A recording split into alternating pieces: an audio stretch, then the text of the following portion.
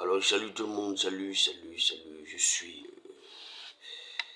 Christophe Vitoto Boiti, je suis en tout cas un Congolais comme vous. En tout cas, je suis dans la société civile, président de l'ONG CONIL. Aujourd'hui, j'aimerais tenir parole devant vous tous. Il faut dire que le Congo n'est pas la France pour prendre de tels genres de décisions, d'accord? Je suis contre ce ministre, le ministre de la Santé. Prendre de telles décisions sans tenir compte de votre vie, de votre quotidien, de votre culture, de votre état. Cela pose problème, d'accord? Cela dévoile aussi la qualité même, l'état de votre politique. Je ne vais pas m'attarder d'abord sur lui, je vais commencer avec ce jeune homme. En tout cas, c'est un jeune homme, Benoît Moutou. Benoît Moutou. Attaquer cet écrivain, ce penseur congolais, c'est une mauvaise chose, un mauvais choix. Il faut savoir qu'en tant que leader de la société, il y a des gens qui vous écoutent, il y a des gens qui vous suivent. Et donc lorsque tu décides d'attaquer un écrivain parce que tu veux défendre l'ami de ton père, tu t'égares mon frère. Alors ici, c'est ce livre. Moi je pense que c'est le premier livre congolais qui a impacté autant la jeunesse. D'accord? Il n'a pas insulté, il a seulement dévoilé. Il y a une différence entre attaquer et dévoiler les faits. Moi je pense que si quelqu'un fait le mal et je viens de dire que telle personne a renversé de l'eau ou a jeté la poubelle dans la rue, je ne l'ai pas insulté. J'ai dévoilé son acte, c'est différent. Lorsque les politiciens mangent de l'argent, il n'a pas parlé même de ça.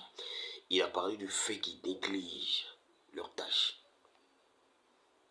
Si la maison n'est pas bien nettoyée, même si c'est nettoyé, mais lorsque c'est pas bien nettoyé, il y a de l'huile sur les carreaux, et que l'enfant glisse tombe, on va accuser le ménagère, d'accord, la femme de ménage. Ça ne veut pas dire que qu'on la déteste.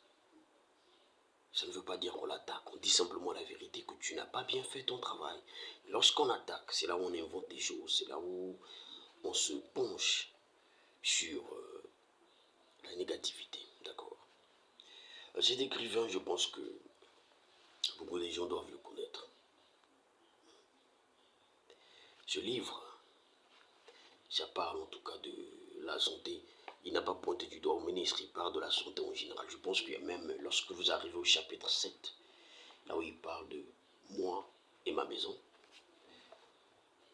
il parle du Congolais qui lui-même néglige aussi cet aspect, qui renvoie la responsabilité aux politiciens.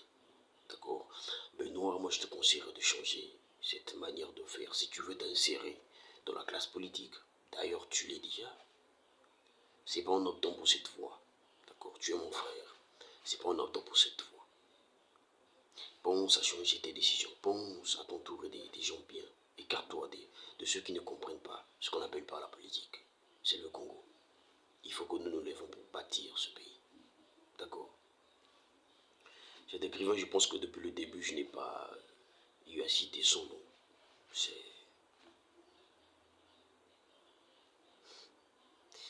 En tout cas, c'est mon frère.